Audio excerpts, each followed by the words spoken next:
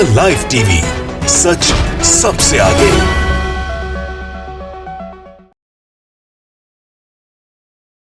नमस्कार, आदाब। मैं रजा अंसारी, द लाइव टीवी पर आपका स्वागत है। पश्चिम बंगाल का चुनाव है। बांकुरा में आज प्रधानमंत्री नरेंद्र मोदी ने ममता बनर्जी पर बहुत सारे इल्ज़ाम लगा दिए, मगर इल्ज़ाम तब लगाते जब उनके शासनकाल में कुछ अच्छा हुआ होता।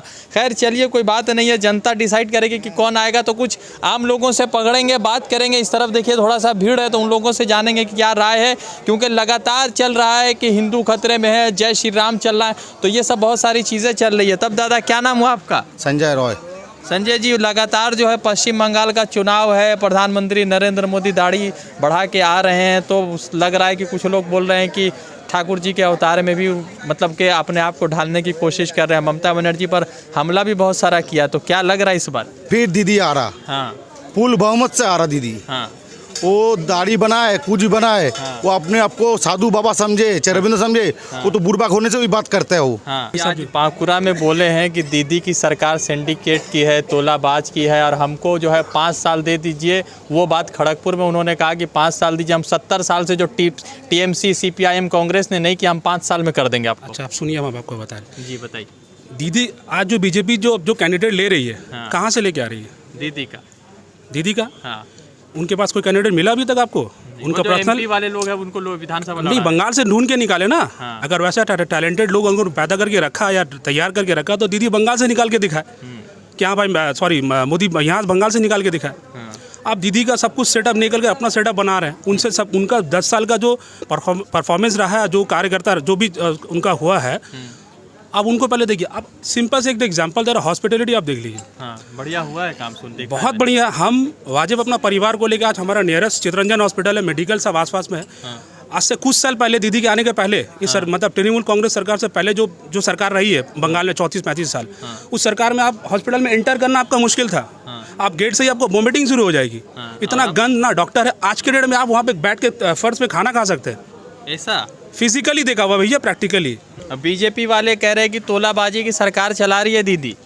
तो पब्लिक देख रहा है, कौन तोलाबाजी करते नहीं करते सब भी देखते हैं। अच्छा। जो लोग तोलाबाजी करते थे, वो लोग चले गए बीजेपी में आज। अच्छा, तो बीजेपी में जाने के बाद साफ हो गया एकदम। हाँ, वो लोग साफ समझ रहा, वो लोग टिकट भी मिल गया। अच्छा, वो लोग कौन सा वॉशिंग मशीन में नहाते हैं वहाँ जाने के बाद?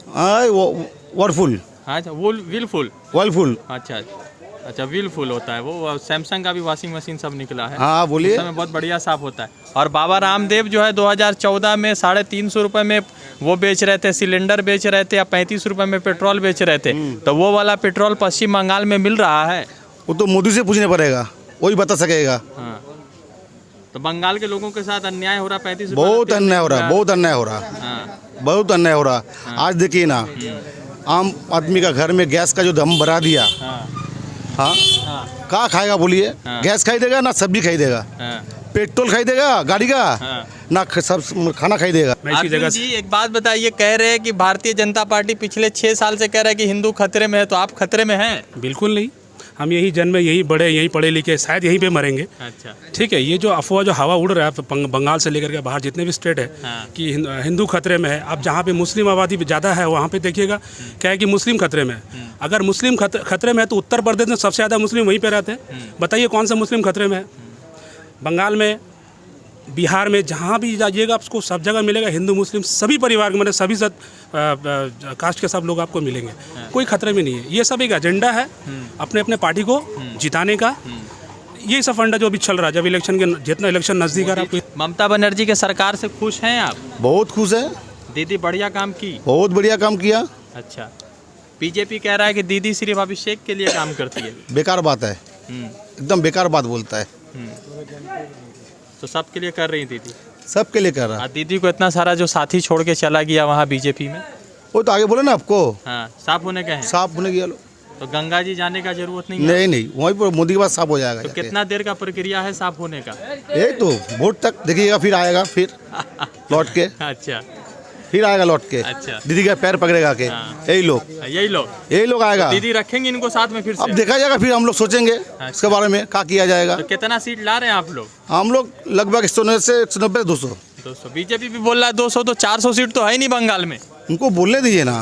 उनको बोलने दीजिए, आदमी का मुंह है, बोल सकता कुछ भी। बीजेपी के लोग ममता बनर्जी को मुमताज बेगम बता रहे हैं। देखिए भाई, एक आदमी जब कोई आप जंगल में देखिएगा ना, जब कोई शेर अकेला राज करता है, मतलब जो अपना परफॉर्मेंस कर रहा है तो उसको तो नेगेटिव दिखाने का बहुत सारा एजेंडा है। ममता बनर्जी स्कार्फ लगा ले तो भाई आप मुस्लिम के लिए देख रहे हैं। ममता बनर्जी मंदिर में पूजा के तब आप लोग मीडिया के थ्रू या फिर जो भी माध्यम नहीं याद आई है, अब उनको हिंदू नहीं है, तो ऐसा कुछ नहीं है। हम जन्म से, मेरा नाम अर्जुन है, मैं जन्म से हिंदू हूँ, ठीक है।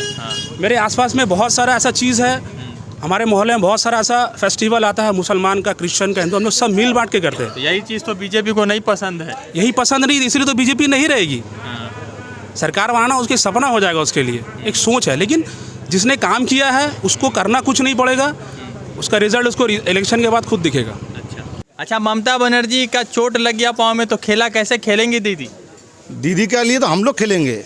आप लोग दीदी, खेलिएगा? हाँ, दीदी बैठा रहेगा चेयर में, व्हील चेयर में, हम लोग खेलेंगे। अच्छा। खेला हो तो बारे। अच्छा, तो कौन मैच खेलिएगा, फुटबॉल के क्रिकेट? फुटबॉल, हम लोग फुटबॉल खेलते हैं ऑल टाइम। अच्छा, एक बात बताइए, प्रधानमंत्री नरेंद्र मोदी तो खैर है, प्राइम मिनिस्टर है, मगर यहाँ के एक जो है दिलीप घोष है, वो गाय में सोना भी निकाल रहे हैं और प्लस दुर्गा माँ के बारे में बोले हैं। तो दिल्ली का बहुत सारा आदमी यहाँ के तलाश रहा है कि वो जो गाय के दूध में सोना मिल रहा है, तो गाय कहाँ पर मिल रहा है? वो गाय उतना ही घर में है। अच्छा। और उनका तरह दिलीप को तरह गंदा आदमी तो अभी है ही नहीं। इतना गंदा आदमी उसके है ही नहीं बीजेपी पार्टी में। अच्छा। पश्चिम बंगाल में तो ममता बनर्जी के साथ जो है यहाँ की जो जनता है वो इस बार विकास के नाम पर वोट करेगी। विकास के नाम पे करेगी, वो तो है ही।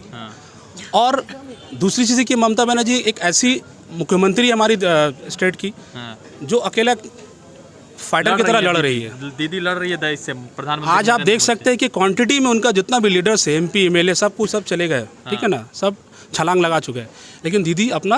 तो ये भी तो सच है कि दीदी ही तो बनाई है पूरा TMC को, तो वो तो दीदी एक वन मैन आर्मी है या वन वुमेन आर्मी कह सकते हैं आप एकदम। तो लेडी सिंह, हम लोग तो उनको बोलते थे लेडी सिंघम की तरह। अच्छा, लेडी सिंघम, वो किसी का सुनता नहीं, अपना उसको जो भी सही लगता है अपना डिसीजन खुद से खुद लेती है। प्रधानमंत्री से नाराजगी है या खुश हैं आप? कौन खुश क्यों नहीं? देख, नाराजगी और कोई बात, प्रधानमंत्री अपना जो काम करना वो कर रहे हैं। हम लोग अपना स्टेट को लेकर चलना, अपना स्टेट हम लोग जहाँ पे रहते हैं हमको वो देखना है कि पहले से हम लोग आराम मिला है कि नहीं, सुविधा मिली है कि नहीं। गाड़ी आपके पास है, बाइक? जी बिल्कुल है। तो उसमें बाबा रामदेव वाला पेट्रोल डलाते हैं या इंडियन ऑयल? बाबा रामदेव वाला तेल बनाए कहाँ से? तो बोले थे कि 35 रुपये। बोलने में तो हम भी बोल देंगे कल हम ताजमहल बना देंगे। तो बोलने में और बनाने में फर्क है ना भाई। च्यवनप्राश के डब्बा में बिक रहा था कुछ दिन पहले। बहुत कुछ बिकेगा अभी आप। सड़क में बहुत सारा एडवर्टाइजमेंट आएगा, बहुत कुछ रामदेव बाबा ऐसा देखिए, बनाने दीजिए, सेल्स, ये तो सेल्स का मतलब ट्रैक है। तो लाला रामदेव हुए फिर वो बहुत कुछ बोल सकते हैं आप। वो रामदेव एक नाम उनका है पर्सनली, उसको बहुत सारा बाबा आप बना सकते हैं। बाबा आसाराम भी बोल सकते हैं बहुत टाइम। तो ये एजेंडा चल रहा है, चलने दीजिए। पश्चिम बंगाल के चुनाव में जय श्री राम लग रहा है नारा। देखिए, जय श्री राम हम लोग अपना बचपन छोटा से हम लोग सब घर में जय श्री राम, सभी जय श्री राम। कोई देखिए, कैमरा घुमाइए, बहुत सारे मुस्लिम भाई, हिंदू भाई, सब जय श्री राम से किसी को कोई तकलीफ नहीं है। अभी इसका रिएक्शन कोई गलत तरीका से ले रहा है, उसको वायरल किया जा रहा है कि देखिए जय श्री राम से उनको तकलीफ हो रहा है, ऐसा कुछ नहीं है। ममता बनर्जी ने तो खुद बोला जय सिया राम।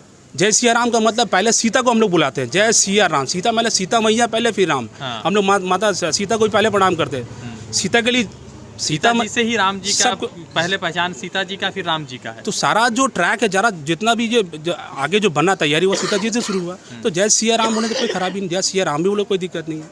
तो ये जो है एक भ्रम फैलाने की कोशिश किया जा रहा है लोगों के बीच में कि ऐसा इलेक्शन आ रहा है, हिंदू भाई को कुछ जय सिया राम लेके बोले, मुस्लिम भाई को कुछ मोहम्मद लेके बोले, ऐसे भी दोनों में झगड़ा लगा दे आपस में, और इनका बेनिफिट जो है पॉलिटिकल लेके निकल। अच्छा, वो दिलीप घोष जी ने कहा था कि एक गाय है जो गाय के दूध में सोना निकल रहा है, तो हम परेशान है कि वो गाय कहाँ मिलेगा? वो गाय उनके घर के खटाल में मिलेगा।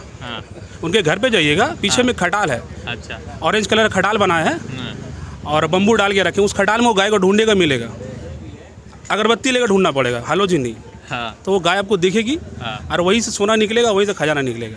बाकी तो हम लोग ने कभी देखा नहीं आसपास कहीं पर ऐसा कुछ है एजेंडा। तो अच्छा, दुर्गा माँ के बारे में जो दिलीप घोष ने कुछ शब्द कहा कि वो कहाँ से आ गया, हालांकि पूरा बंगाल जानता है कि दुर्गा माँ किस तरह से पूजी जाती है, तो क्या वो जनता जो है इस बार बीजेपी को या दिलीप घोष को जवाब देगी जो दुर्गा माँ का अपमान हुआ है? देखिए, सबसे पहला तो पार्टी पॉलिटिक्स भी किसी भी हिंदू देवी देवता हो या फिर मुस्लिम, जो भी अल्लाह रसूल हो, जो भी जिनको हम लोग रिस्पेक्ट देते हैं, इज्जत देते हैं, उनको इस आपका पॉलिटिकल में आना नहीं चाहिए। पॉलिटिकल इश्यूज़ में इनको इन्वॉल्व करना नहीं चाहिए, क्योंकि ये बहुत गंदी बात है। आप भी समझते हैं, हम भी समझते हैं। धर्म जाति अपना जगह में है भाई, आप पॉलिटिक्स करें, पॉलिटिक्स कीजिए। पॉलिटिक्स में किसी राम को इन्वॉल्व नहीं करें, मोहम्मद को इन्वॉल्व नहीं करना चाहिए। ये दोनों अपनी जगह सुरक्षित है, उनको रहने। तो हॉस्पिटल में बहुत सारा इक्विपमेंट्स आ गया जो पहले के डेट में नहीं था, आज के डेट में सब अवेलेबल है।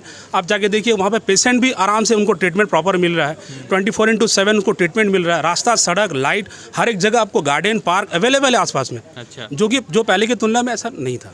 आशीष दीदी ने बहुत काम किया। अगर उसका काम का देखिए, इस बार जो इलेक्शन होने वाला सीधी से फंडा आप सुन रहे कि खेला होना है, खेला होगा, खेला सही में होगा। और इस बार दीदी फिर से सरकार बना रही है। कितना सीट से? हम लोग को तो टारगेट पूरा 200 है। अच्छा। अब अगला बोलते कि हम 200 हम लोग लेके आएंगे, तो भैया आइए फील्ड में लड़िए, आप कुछ करके देंगे फिर आप बोलिए। अब हवा में तीर चलाएंगे जाकर। इतना सारे लीडर जो छोड़ के चले गए तो उसका नुकसान नहीं दीदी को? कुछ नहीं होने वाला। समुंदर से अगर आप एक गिलास पानी निकाल लेंगे, सोचिएगा समुंदर का पानी कम हो जाएगा, ये कभी नहीं होने वाला।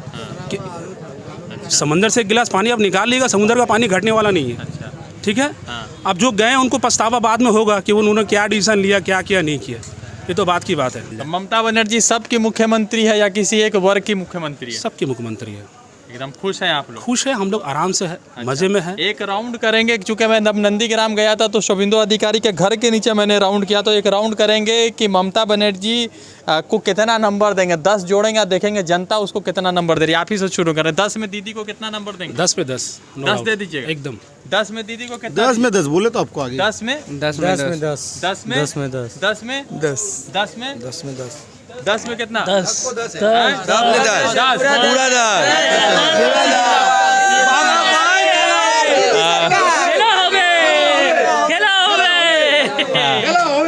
चलिए, धन्यवाद यहाँ के दर्शकों का और खास करके हिंदू भाइयों का धन्यवाद। लगातार जो है द लाइव टीवी आपके लिए कवरेज कर रहा है पश्चिम बंगाल से। अब एक सवाल ये उठ गया है कि बांकुरा में प्रधानमंत्री नरेंद्र मोदी ने ममता बनर्जी के ऊपर बहुत सारा हमला कस दिया, हम बहुत सारा हमला साथ दिया।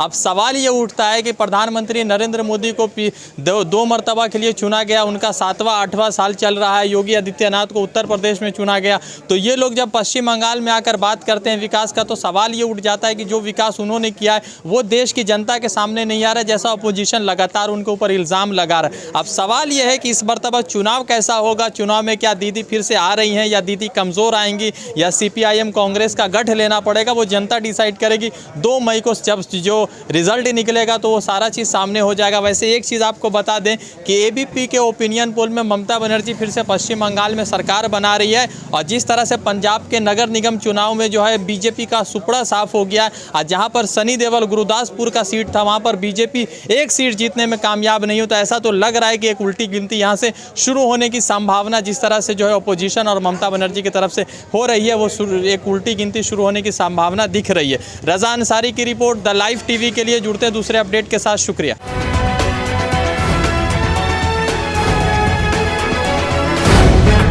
द लाइव टीवी, सच सबसे आगे।